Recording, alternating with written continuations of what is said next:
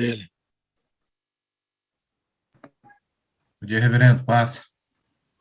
Bom dia, paz.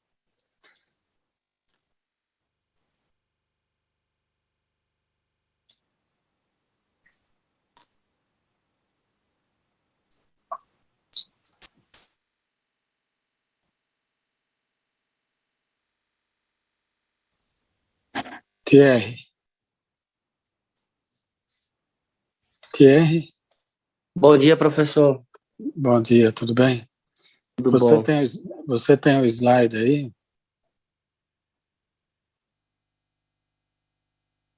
Tenho, mas o senhor precisa autorizar compartilhamento de tela aí no seu ou notebook, não sei o que o senhor está usando aí. É o tablet.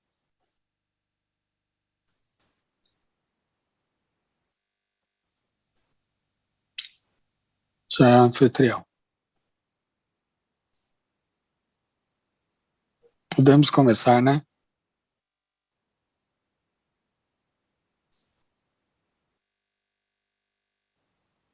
Ok.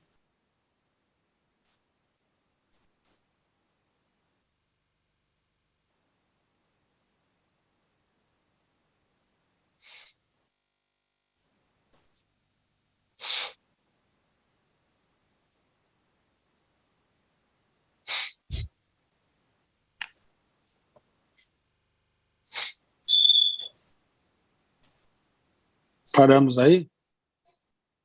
Foi nesse slide, professor. Tá bom. Tchê, é um depois desse, Tchê. Isso, esse aí.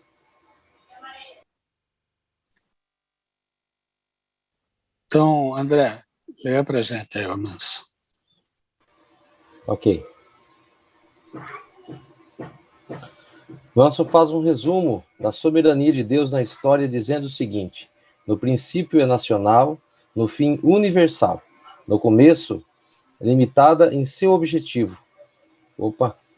Por fim, não há limitação imposta de fora, e qualquer autolimitação que se possa existir é somente para o futuro. Isso significa que é o propósito de Deus que dá sentido ao mundo e à vida do homem, sendo esse propósito concebido de uma maneira tão ampla que lhe permita incluir a possibilidade e a atualidade de vontades que utilizam esse propósito. E, no entanto, todo o conjunto está no propósito divino. Sim. Então, Manson, resume um pouco o que é essa soberania de Deus. Como ela está inserida na história. E na história do povo de Israel, depois no final universal.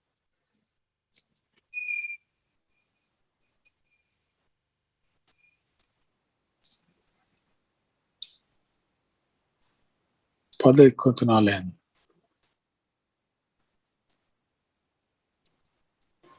O que fica bem claro no Velho Testamento era uma esperança profética, onde aguardavam o surgimento do reino do cenário da história.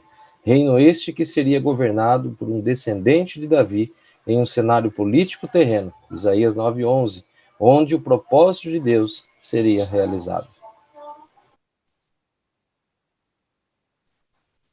Quer ler esse Isaías 9:11? Alguém aí?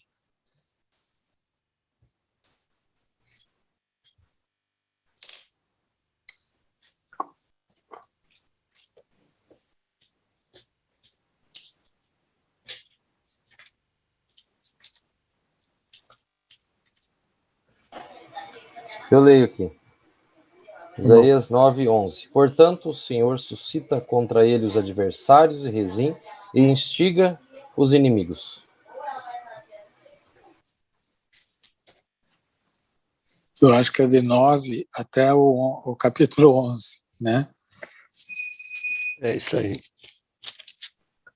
São os 3 capítulos. Sim. Bom, eu deixo para a leitura de vocês aí depois.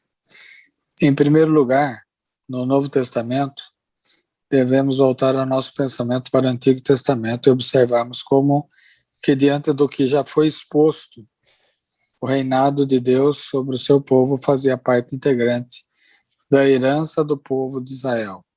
Povo esse que recebeu do Senhor Jesus, o Senhor Jesus em seu meio.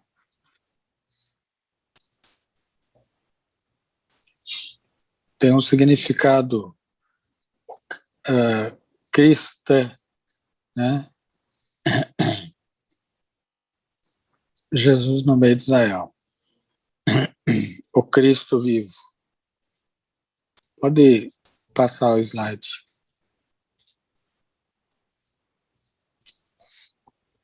Pode ler para mim. Zé Carlos, lê para mim.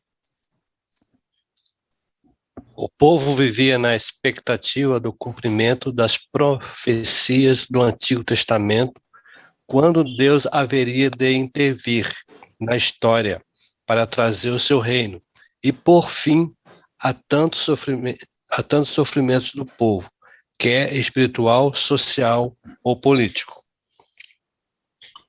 Sim. A ideia de liberdade, de libertação, ela amplia no Antigo Testamento, do Antigo para o Novo.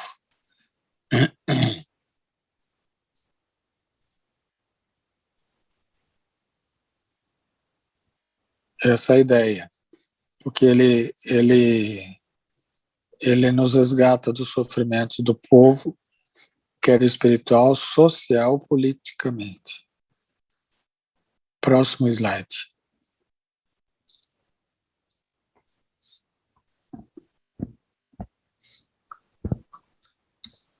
No Novo Testamento começa de modo significativo abordando a vinda do reino, como bem relata George Land. Durante séculos, a voz viva da profecia mantivera-se silenciosa. Deus não mais falara diretamente por meio de uma voz humana, a fim de declarar a sua vontade ao seu povo, de interpretar a razão de ser da opressão dos gentios sobre Israel, de condenar seus pecados, de clamar por um arrependimento nacional, de assegurar o julgamento e libertação quando o povo atendia à voz de Deus.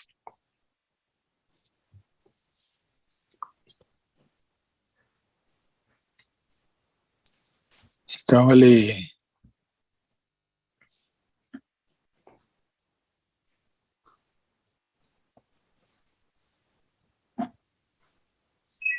volta lá.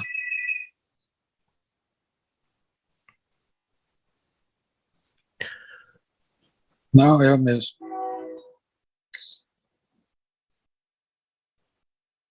Então vai, continua lendo.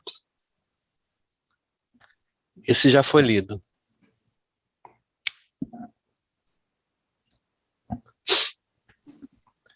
Surge então, em cumprimento da profecia, um profeta, João Batista, a voz que clama no deserto, abrindo o caminho do Senhor e anunciando claramente a chegada do reino de Deus, em que seu poder real, que em antecipação a este grande evento, os homens deveriam se arrepender e, como evidência de arrependimento, submeter ao batismo. Arrependei-vos, porque está próximo o reino dos céus. Mateus 3, 2. Sim. Então, depois de um período de séculos de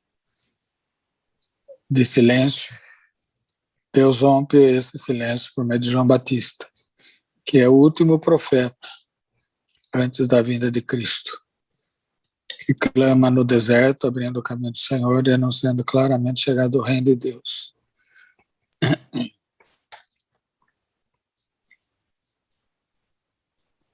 E que todos deveriam se submeter ao arrependimento e submeter ao batismo. Como evidência desse arrependimento, submeter-se ao batismo. Pode ir, o próximo.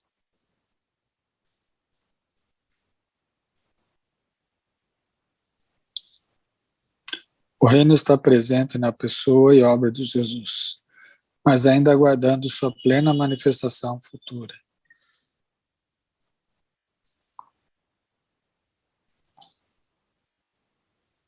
Vamos continuar. Pode ler para mim.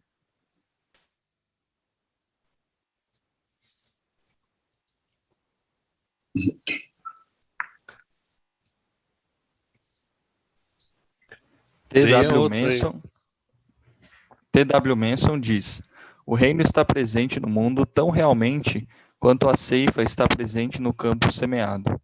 Como o crescimento acontece e quando chegará à plena fruição, são questões que o semeador não pode responder. São questões que pertencem a Deus. Mas as forças celestiais, tão reais quanto misteriosas forças da natureza, já estão em ação no mundo, movendo-se inevitavelmente até a grande consumação. O reino é uma realidade presente, trabalhando com vista à futura consumação. Essa consumação que ocasionará a morte da presente ordem virá rápida, repentina e completamente segundo Jesus. 1 Tessalonicenses 5:3 e 2 Pedro 2:1. Pode ler para mim o texto bíblico, por favor?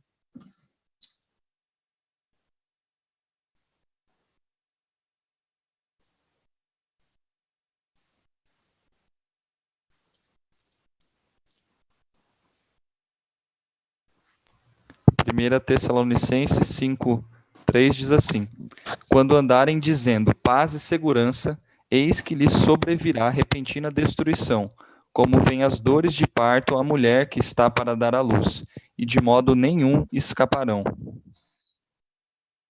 Sim. E 2 Pedro 2:1. 2 Pedro diz o seguinte: assim como no meio do povo surgiram falsos profetas, assim também haverá entre vós falsos mestres, os quais introduzirão dissimuladamente heresias destruidoras, até ao ponto de renegarem o soberano Senhor que os resgatou, trazendo sobre si mesmo repentina destruição. 2 Pedro 2:1. Isso. Os dois falam de repentina destruição, na presente ordem, com vista à consumação.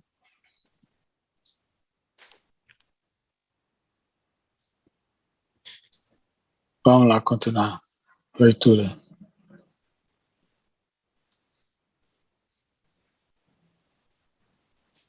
Pode ler, Rogério. Definição de reino de George Lexie.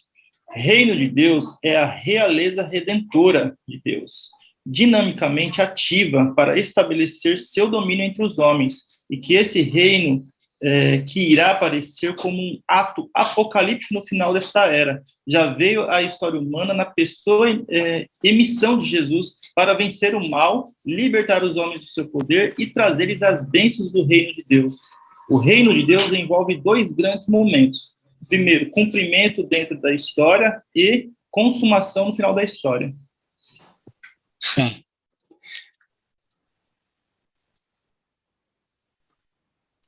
Então fica claro aqui que o reino de Deus é a realeza redentora de Deus, dinamicamente ativa para estabelecer seu domínio entre os homens, e esse reino irá aparecer como ato apocalíptico no final. Mas já veio na história, na pessoa e missão de Jesus para vencer o mal, libertando homens do seu poder. Então, o que é esse mal? É tudo aquilo que pode, inclusive, estar dentro de um sistema, dentro de uma instituição.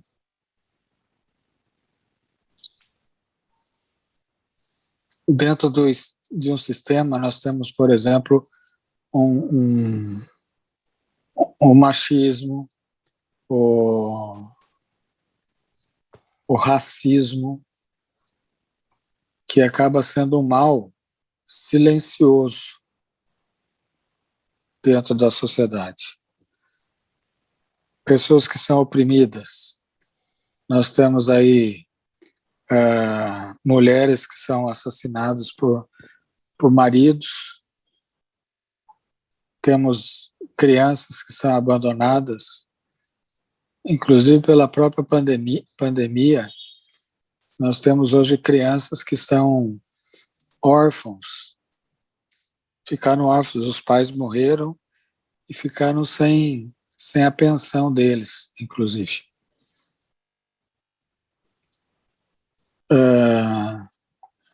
Então, a realeza de Deus, ela é dinamicamente ativa para estabelecer seu domínio entre homens, e esse reino irá aparecer num ato apocalíptico, mas ele já veio na história e na pessoa e missão de Jesus, para vencer e libertar os homens do seu poder do mal. Então, podemos ler o próximo.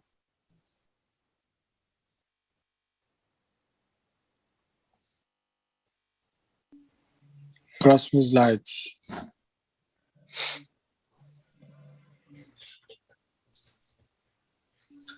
Oscar Cullmann, numa citação de Leonardo Boff, ele articula reino, mundo e igreja.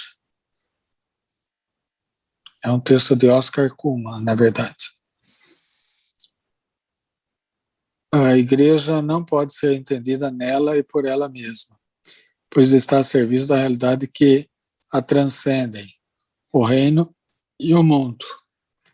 Mundo e reino são pilastras que sustentam todo edifício da igreja. Primeiro apresenta-se a realidade do reino, que engloba o mundo e igreja. Próximo slide.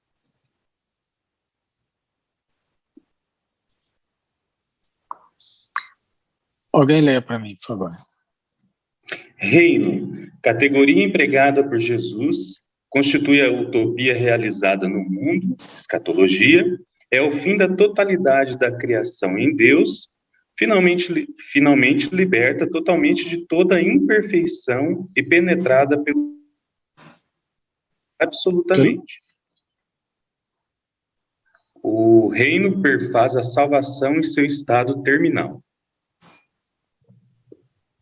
Sim. Deu para entender?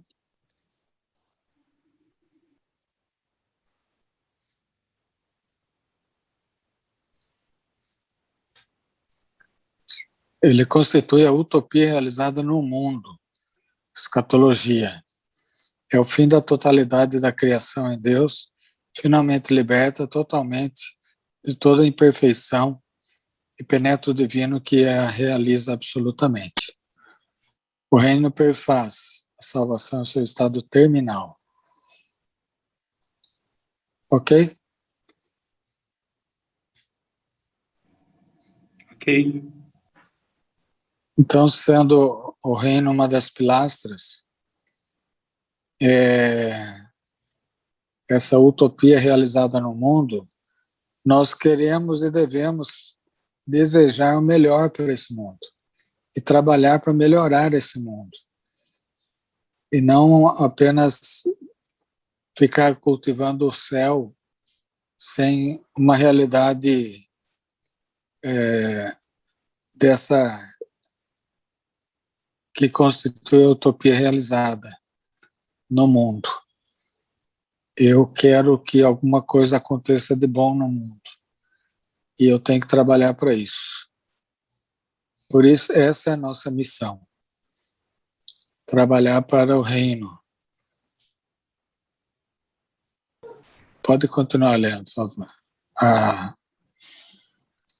Mundo é o lugar da realização histórica do reino. Na presente situação, ele se encontra decadente e marcado pelo pecado. Por isso, o reino de Deus se constrói contra as forças do anti-reino. Impõe-se sempre um oneroso processo de libertação para que o mundo possa acolher em si o reino e desembocar no termo feliz. Uhum. Então, nós olhamos o homem escravo do pecado e escravo de muitas coisas que levam a pecar. E o mundo está decadente, marcado pelo pecado, por isso o reino de Deus se constrói contra as forças do anti-reino. Tudo que você vê que é contrário ao reino de Deus, é ali que a gente tem que trabalhar. É ali que a gente tem que libertar pessoas.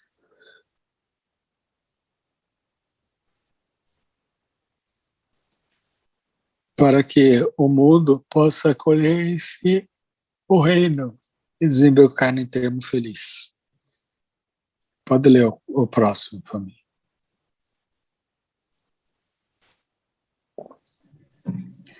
A igreja é aquela parte do mundo que, na força do Espírito, acolheu o reino de forma explícita na pessoa de Jesus Cristo, o Filho de Deus encarnado em nossa opressão. Guarda e permanente memória é a consciência do reino. Celebra sua presença no mundo e em si mesma e detém a gramática de seu anúncio a serviço do mundo. Então ela está a serviço do mundo. E ela detém a gramática do seu anúncio. Ela detém a palavra de Deus.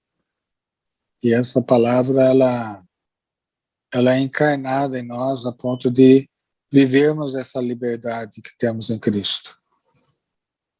E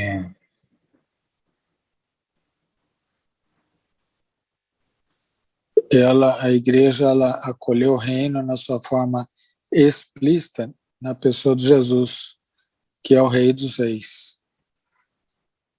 E o Filho de Deus encarnado em nossa opressão guarda a permanente memória e a consciência do reino. Celebra a sua presença no mundo e em si detém a gramática do seu poder no nosso serviço. A igreja é, então, essa parte que acolhe o reino na pessoa de Jesus Cristo, e ele é o nosso Senhor, e deve ser esse Senhor gracioso conosco o tempo todo, mesmo que eu sinta a minha culpa maior do que a que ele me culpa. Eu tenho que colocá-lo como um rei soberano que me perdoa, que me ama e que na nossa opressão ele celebra a presença do reino no mundo e em si mesmo tem a gramática do seu poder. Ok? Então a igreja, ela não é maior do que o mundo e maior do que o reino. Pode ir para o próximo.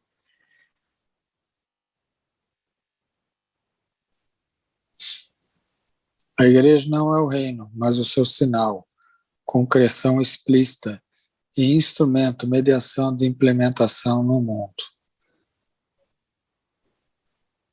Ela tem que implementar no mundo o reino de Deus.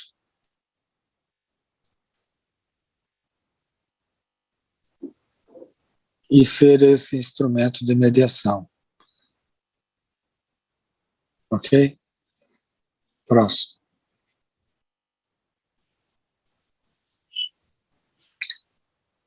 Alguém lê para mim, por favor.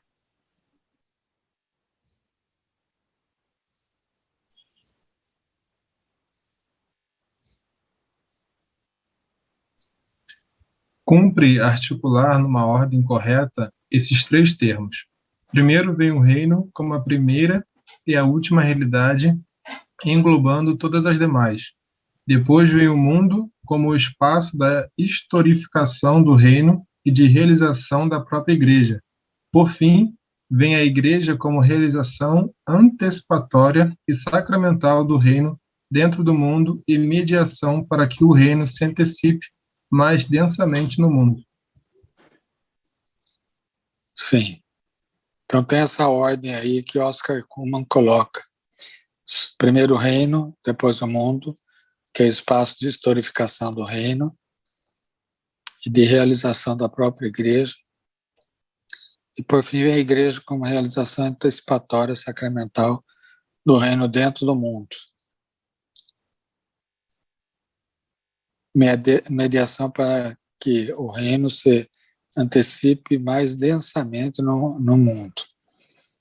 Então, ela, como representante do reino, ela anuncia o reino através das suas atitudes, a igreja. Próximo slide.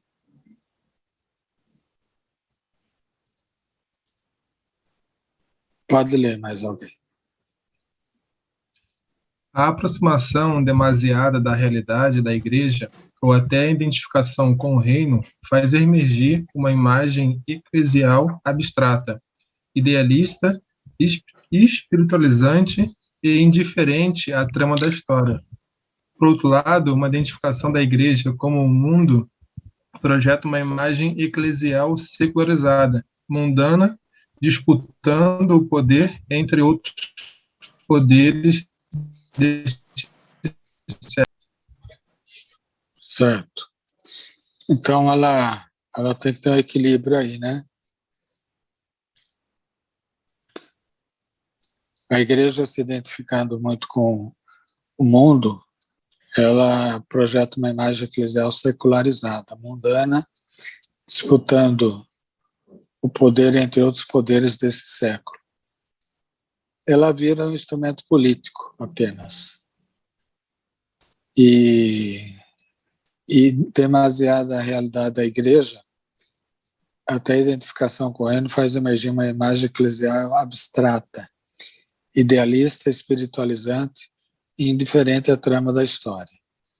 Talvez aqui seja o que nós estamos fazendo, nos púlpitos, idealizando demais e sendo menos. 10 minutos. Nós acabamos sendo menos do que o fazer. Porque ficamos numa visão muito abstrata, idealista, espiritualizante, indiferente à trama da história. Ou seja, não importa o que está acontecendo lá fora. Tem uma pandemia ali, mas não importa. Tem quase 3.000 pessoas morrendo por dia, mas tudo bem. Então, eu estou bem, graças a Deus, e Deus tem nos protegido.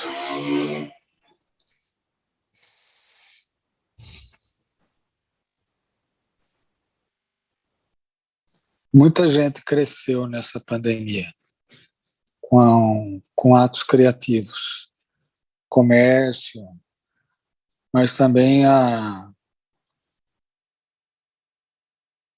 igreja ela tem que ser criativa nessa hora, para ela não ficar apenas online o tempo todo e não ter nenhuma atuação social. História, que faz parte da história.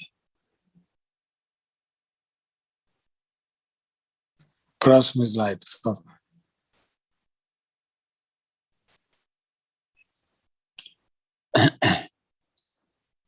Por fim, uma igreja centrada sobre si mesma e não articulada com o reino e com o mundo faz aparecer uma imagem eclesial autossuficiente, triunfalista, sociedade perfeita que duplica as funções que normalmente competem ao Estado ou à sociedade civil, não reconhecendo a autonomia relativa do secular e a validade do discurso da racionalidade.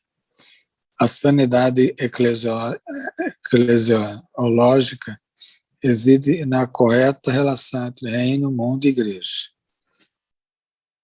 Pode continuar o slide. Alguém lê para mim.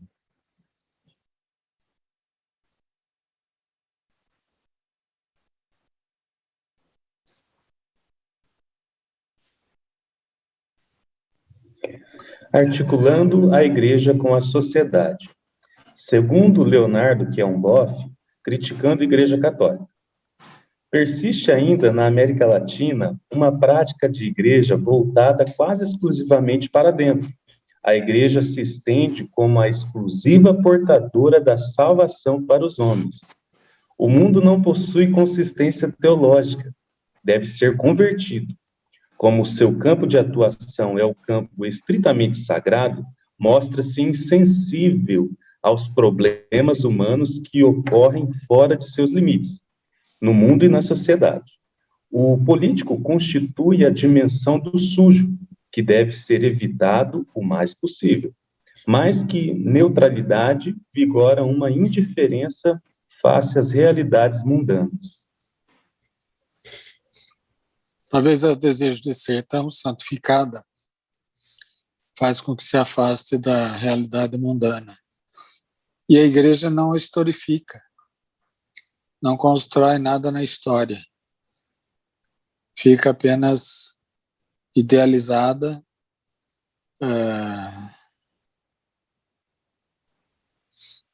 e cultivando um sentimento de idealização mesmo, né?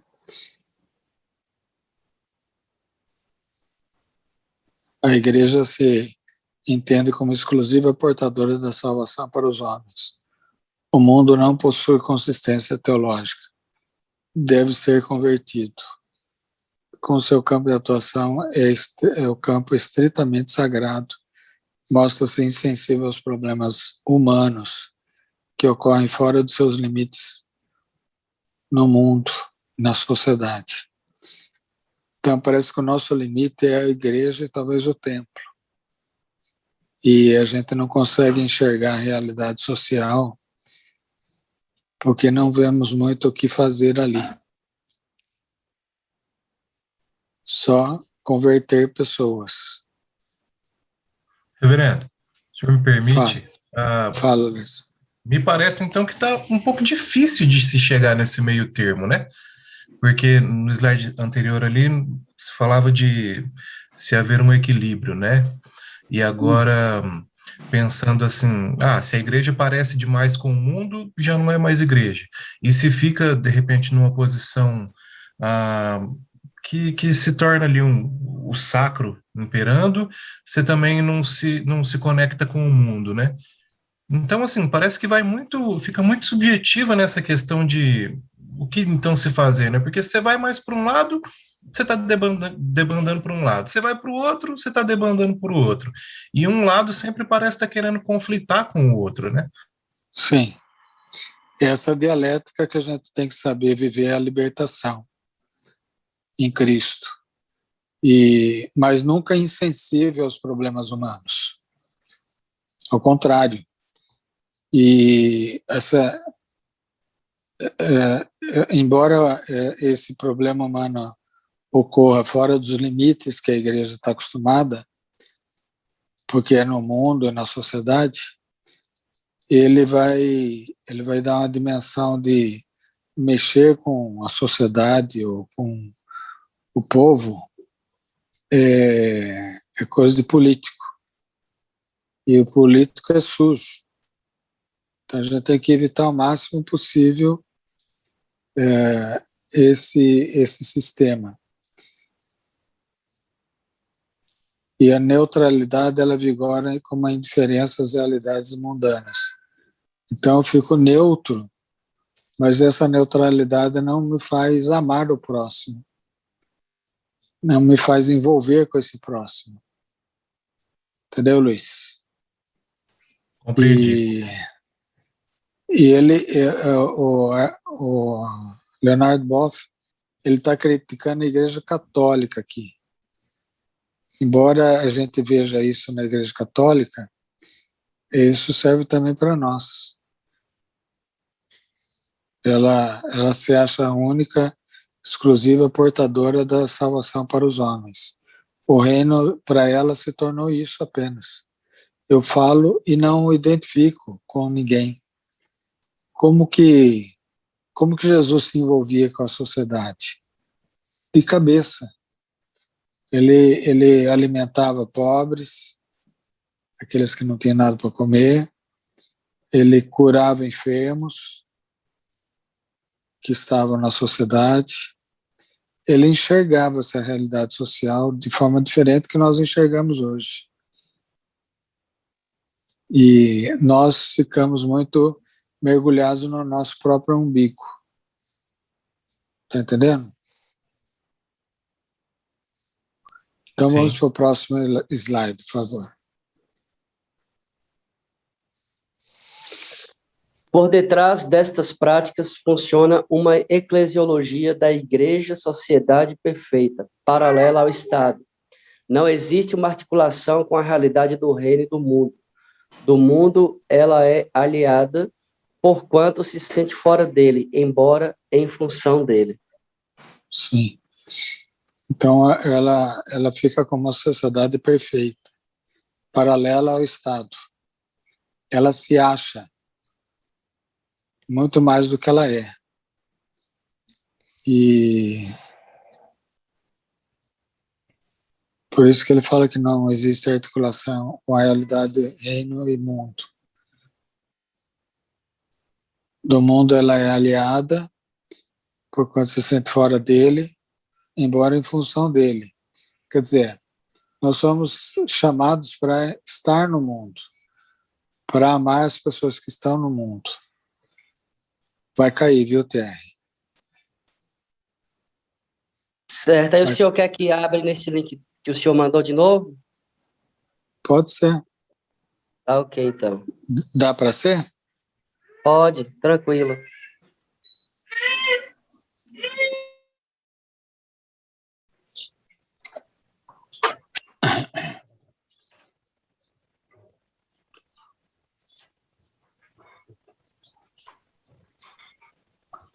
Como particular na ordem correta desses três termos.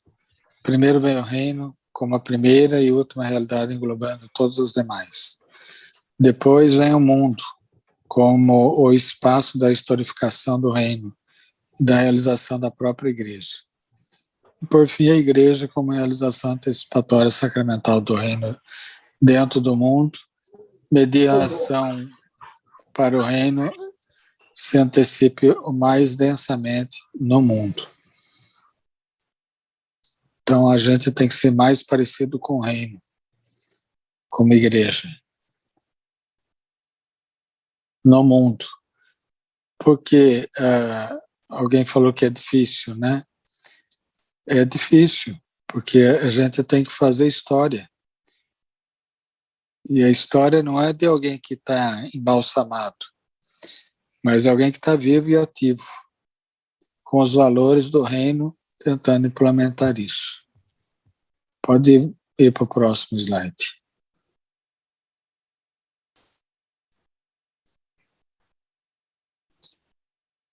Já passamos por esses, né?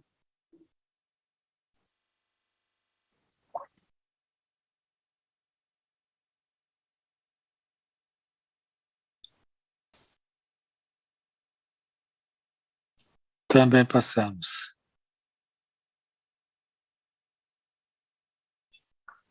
Esse passamos também.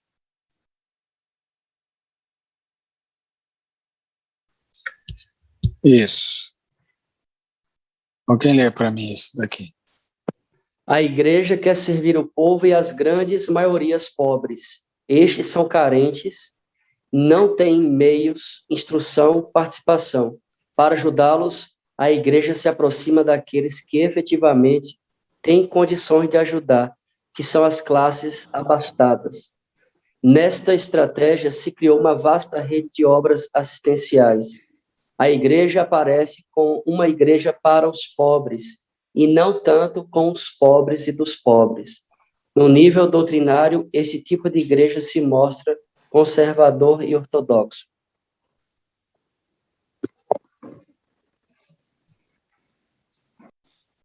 Então a igreja parece uma igreja para os pobres e não com os pobres e dos pobres. O que vocês veem aí?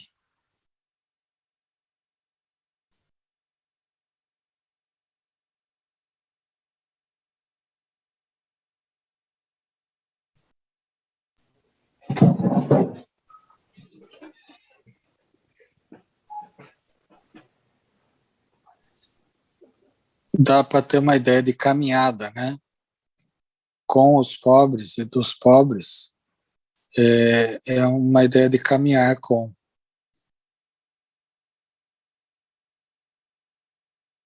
A igreja deve caminhar com os pobres e ser dos pobres.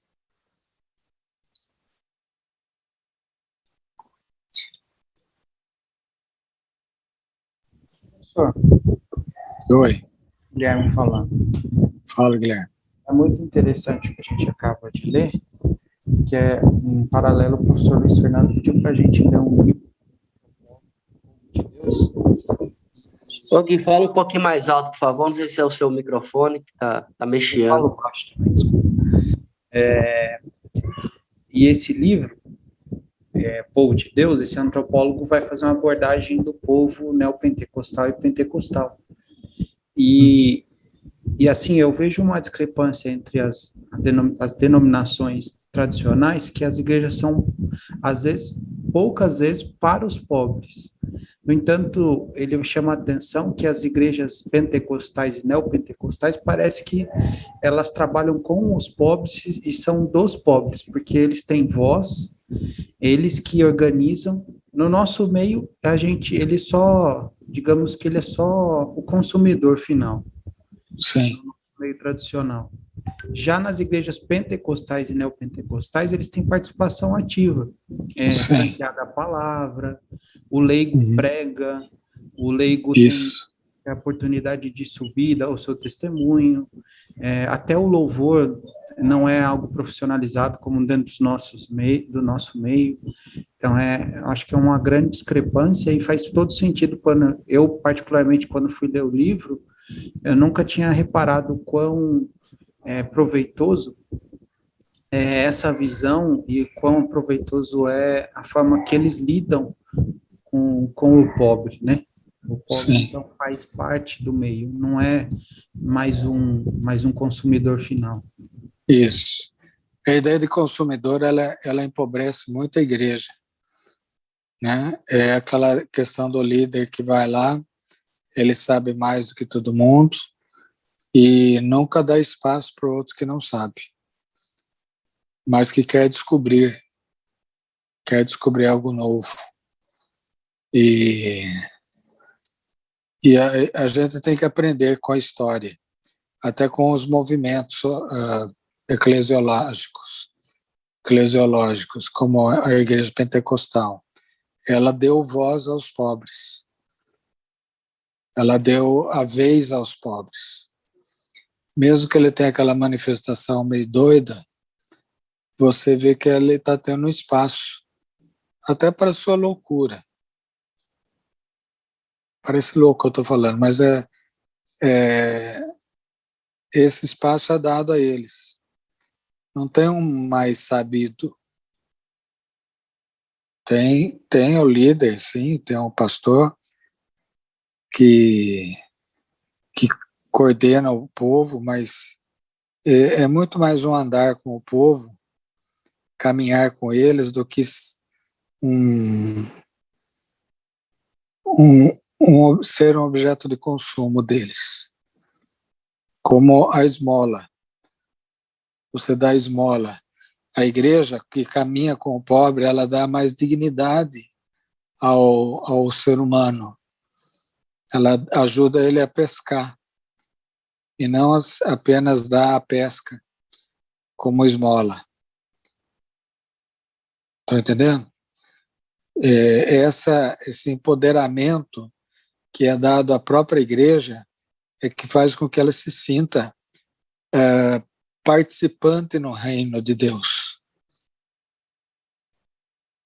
Isso não é só uma questão eclesiológica, ela vai além disso, com trabalhos sociais, com trabalhos que envolvem o ser humano para que ele seja mais humano e tenha mais dignidade de ser. Porque nós não somos tratados no Brasil como alguém que tem dignidade.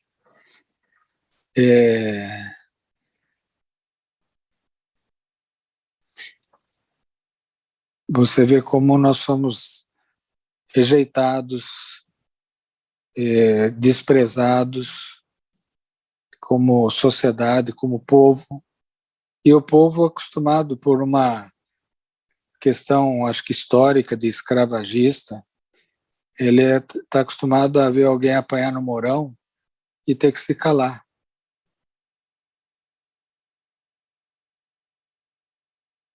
Isso é triste. Nós estamos acostumados a apanhar e ficar quietos, como sociedade. Vamos ao próximo slide, por favor. Boa participação, viu, Guilherme? Obrigado, senhor. O reino de Deus é a praxis pastoral, uma abordagem a partir da teologia de John Sobrinho. Alguém leia para mim, por favor. Reino de Deus e praxis pastoral, uma abordagem a partir da teologia de John Sobrino. Os construtores do reino, como seguidores de Jesus e de seu propósito chamado Reino de Deus, os cristãos são chamados a ser continuadores da construção do reino hoje. O seguimento de Jesus é um modo especificamente cristão de corresponder à passagem de Deus por este mundo e chegar ao seu reinado. Eu omiti, e você também, o autor desse texto, que é um pastor da Igreja Batista Memorial em Iporanga, Alonso Gonçalves. Eu achei interessante porque a visão de reino dele é sóbria e ele é um pastor batista, né? Que normalmente tem uma teologia mais fechada. E esse aqui tem uma teologia mais aberta. Tem um livro na biblioteca dele, da Alonso Gonçalves. Vamos ler o próximo. A construção do reino se dá na história por meio da praxis do seguimento de Jesus. Para Sobrino, a maior realização possível do reino de Deus na história é o que os verdadeiros seguidores de Jesus devem prosseguir.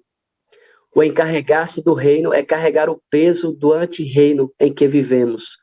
A desumanização das pessoas, a crueldade e insensibilidade para com o sofrimento do outro, a morte do inocente, o desprezo político. O reino é uma utopia a que se aspira em meio aos sofrimentos da história.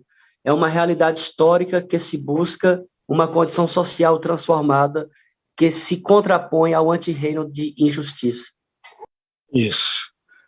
Então, essa realidade do reino, ela se dá na história. E é uma condição social transformada que se contrapõe ao anti-reino de injustiça. Então, isso é fácil de enxergar. O que é esse anti-reino de injustiça? Muitas coisas estão acontecendo no nosso país. E nós vemos a injustiça bater a nossa porta.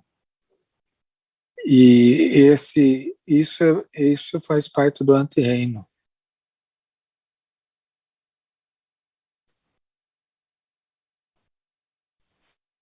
Por isso que encarregar-se do reino é carregar o peso do anti-reino em que vivemos, a desumanização das pessoas, a crueldade, a insensibilidade para com o sofrimento do outro, a morte do inocente, desprezo político, talvez a cultura neoliberal que quer que as empresas sejam ricas, mas que os empregados sejam cada vez mais pobres e tenham menos recursos, para que eles sejam escravos de outra maneira hoje na nossa sociedade. Porque você não tem mais direito nem a reclamar que Você pode reclamar, mas você pode ser mandado embora após a sua reclamação dentro de uma empresa, quando existe crueldade e insensibilidade e desumanização das pessoas. Então a gente tem que ter claro que a construção do reino, ela se dá na história por meio da praxis do segmento de Jesus, não apenas da oratória de Jesus Cristo, do discurso, mas do discurso. O discurso dele era a sua fala e sua prática. Aquilo que ele falava tinha muito a ver com a sua praxis. Então a gente tem que ter a ideia de reino, algo mais praxis, pragmático até, para a realização desse reino na história. Ok? Próximo slide, por favor. Pode ler para mim.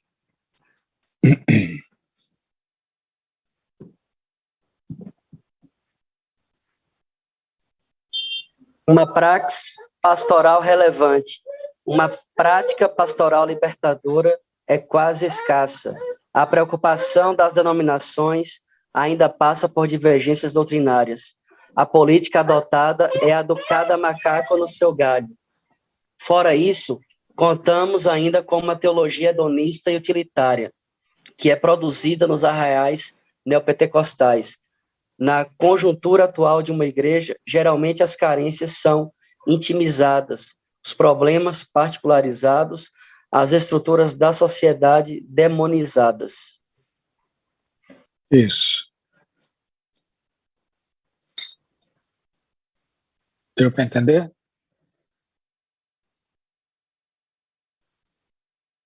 A política de cada macaco no seu galho?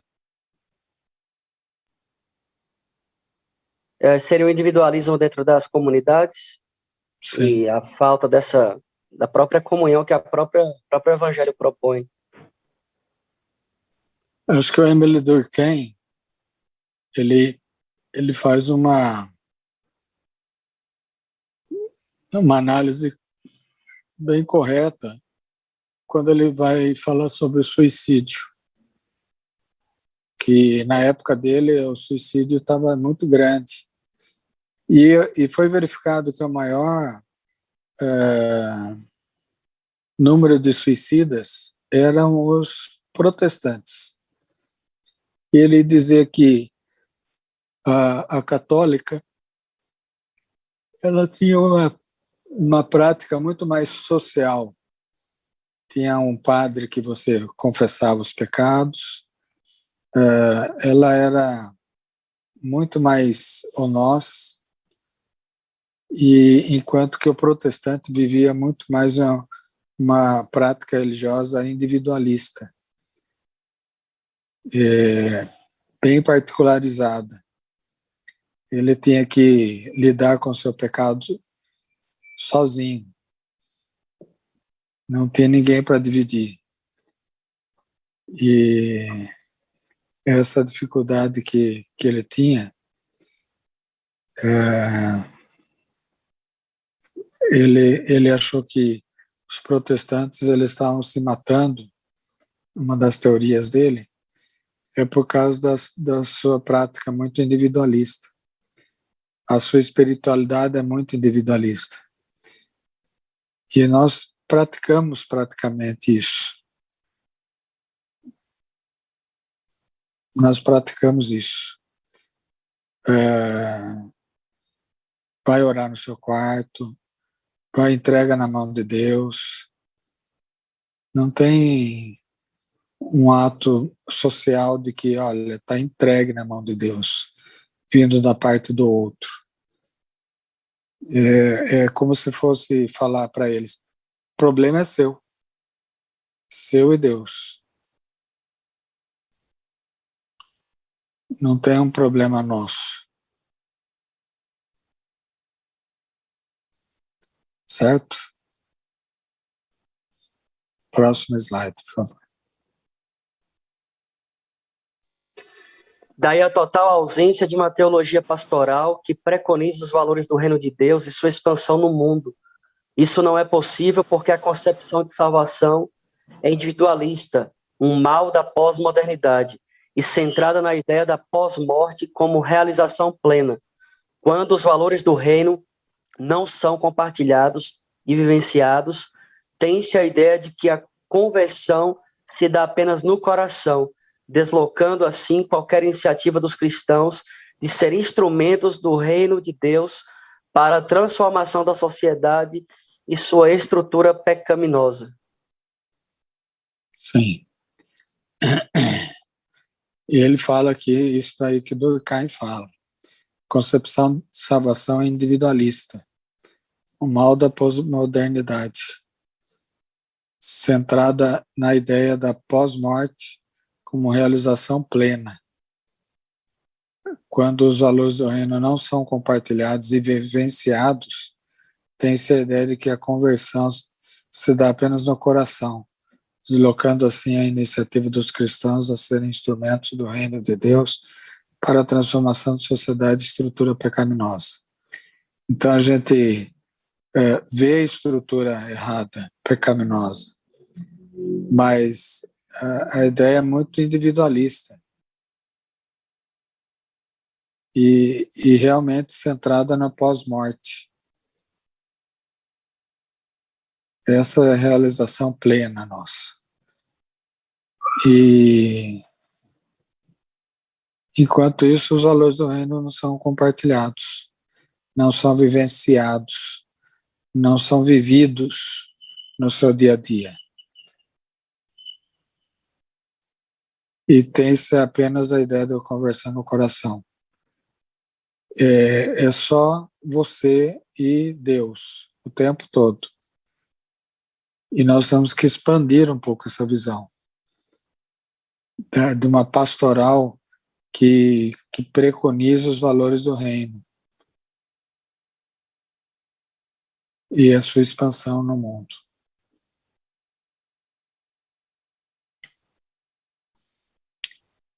Certo? Vamos próximo slide.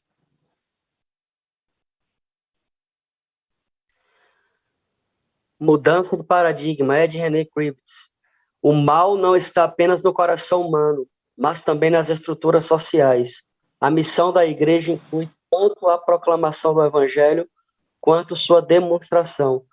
Precisamos, pois, evangelizar, responder a necessidades humanas imediatas e pressionar por transformações sociais. Sim. A gente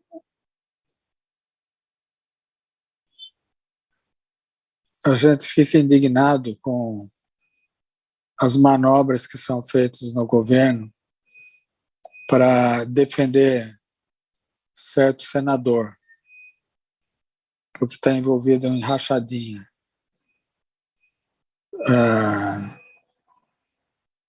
Então, as estruturas sociais, ela também tem erros. E nós nos omitimos dentro desse erro. Nós não estamos proclamando o evangelho do reino, porque o reino ele é superior até à igreja.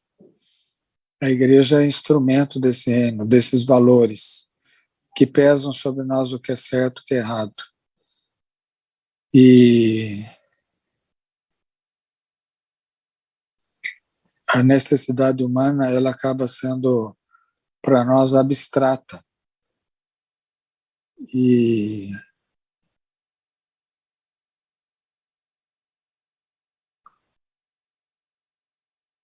as transformações sociais que devemos fazer, ou empenhar em fazê-la, ela tem que ser mais saudável para a nossa visão de mundo.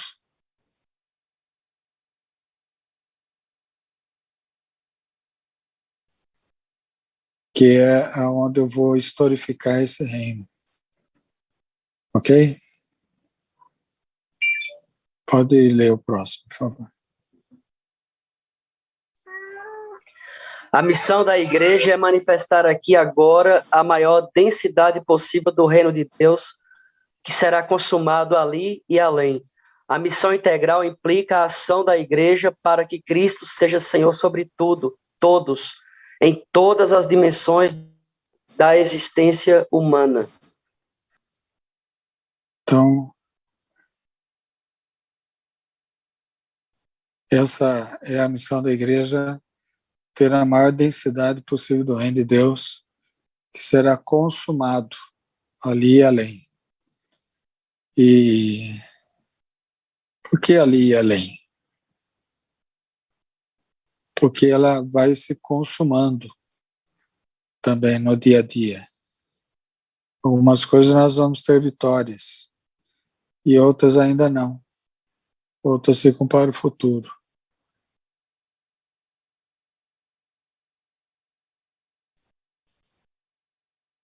E a missão da igreja tem que ser integral. Em todas as dimensões da existência humana, para que ela possa atingir todas as dimensões da existência humana. Se eu nomeio apenas uma necessidade, que a pessoa precisa se converter, nós continuamos a ter uma sociedade doente, nós continuamos a ter uma sociedade vazia, e as instituições elas acabam a produzir seu pecado, por conta de todos os sentimentos que estão nas pessoas ali. E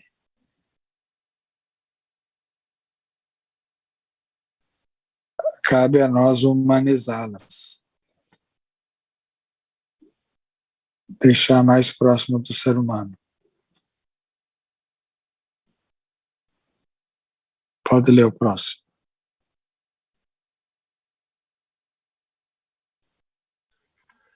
É urgente uma ortopraxis no lugar de uma ortodoxia, a base para uma praxis pastoral que tenha como elementos o seguimento de Jesus e o reino de Deus passa por alguns pontos. Primeiro, o compromisso do seguimento se dá na prática de Jesus, na valorização dos excluídos e marginalizados da sociedade, na compaixão e no perdão, na promoção da paz e da justiça como meio equitativo de convivência.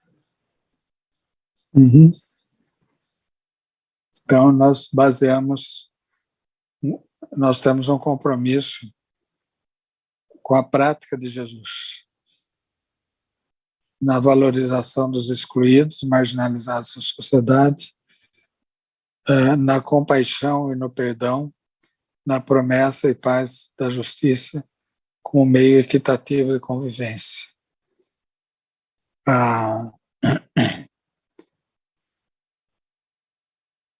Nós vemos dentro da sociedade de Jesus que ele passa por Samaria. Eram marginalizados samaritanos. Ele fala, é necessário passar por lá. Não tinha necessidade passar por ali, a não ser por esse motivo, que eram excluídos do povo de Deus, samaritanos.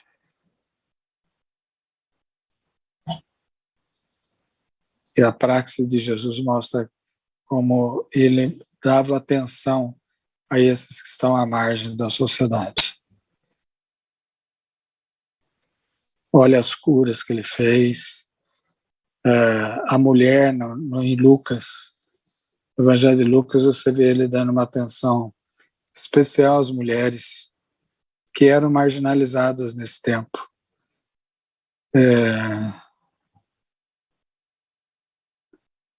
Então, Lucas, principalmente, ele pode apresentar dessa forma o valor que as pessoas têm, o valor que os excluídos têm dentro, os marginalizados da sociedade têm ali naquela sociedade. Então ele dá dignidade às pessoas. Estão entendendo?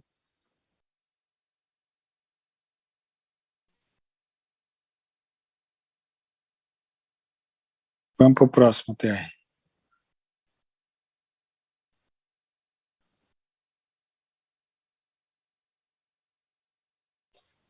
Dois, os cristãos que se comprometem a seguir Jesus na continuação, construção do reino de Deus precisam estar cientes do estrago que o antirreino provoca na sociedade. 3. Uma espiritualidade de segmento que promova os valores do reino por meio das vocações seculares, que entenda o real papel de encarregar-se do reino de Deus. Então, essa construção é uma continuidade que temos que dar ao reino de Deus. Porque o antirreino, ele provoca muito estrago dentro da sociedade. E uma espiritualidade que promove os valores do reino por meio das vocações seculares, que entenda o papel de encarregar-se do reino de Deus, é necessário. Ela promove os valores do reino por meio das vocações seculares, por meio do seu serviço secular. Ou seja, nós temos que estar no meio do mundo. Nós somos chamados para estar no meio do mundo. E não apenas de 4 paredes. Só que você tem que ter uma visão de antirreino para poder trabalhar o reino. Aquilo que estruturalmente é pecado, para trabalhar aquilo que é libertador. Próximo slide, por favor.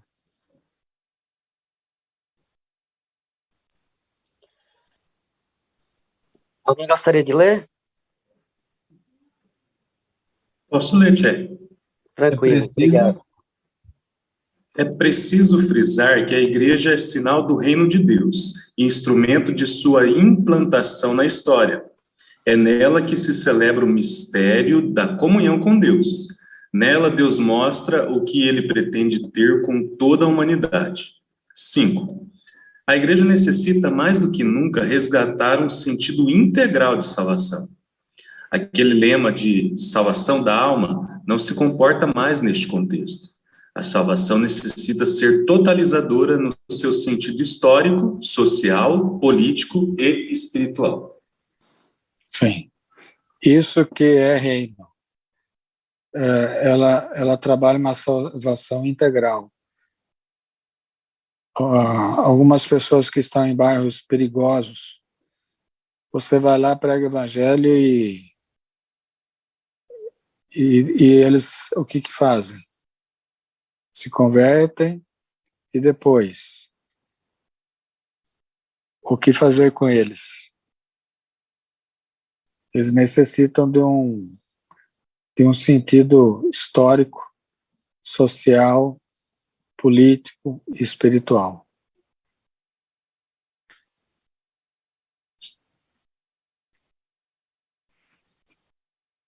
Então, nós precisamos frisar que a igreja é sinal do reino de Deus, instrumento de sua implantação na história. E ela está sempre em construção disso. É nela que se celebra o mistério da comunhão com Deus. Nela, Deus mostra que ele pretende ter com toda a humanidade. Ou seja, a nossa relação tem que ser mais social, tem que ser mais ampla para nós podermos sinalizar como instrumentos do reino na história, nessa implantação, que é demorado às vezes, mas é necessário. Precisa de uma visão de reino, de outros valores que não são apenas aqueles valores que ela cultiva. Então, resgatar uma pessoa no sentido integral é ajudar na sua alimentação, não só esse ato de desespero, mas também ajudar a reconstruir a sua dignidade humana, para que ela possa adquirir trabalho, para que ela possa ter uma função, talvez, na sociedade. Enfim, capelania aqui é uma ideia de serviço ao reino. Por isso que eu não coloquei a capelania atrelada à instituição, porque você seria só um braço da igreja.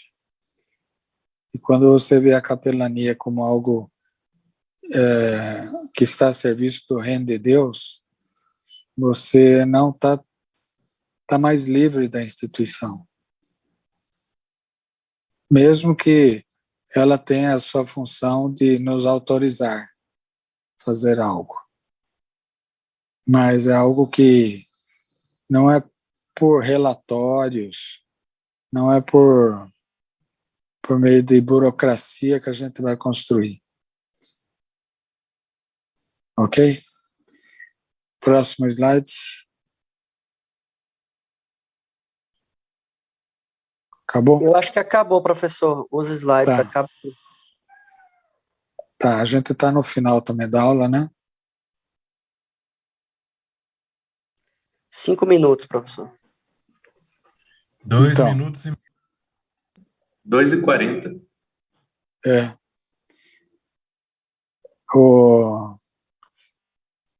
Deu para ter uma ideia sobre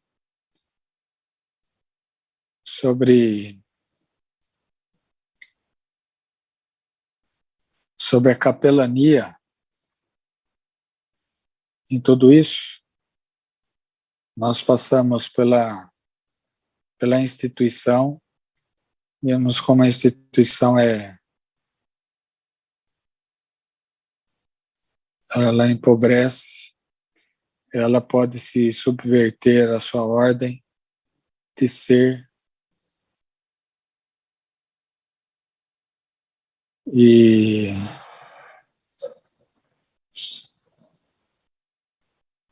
de repente ela pode ser totalmente contrário ao propósito que ela se inaugurou.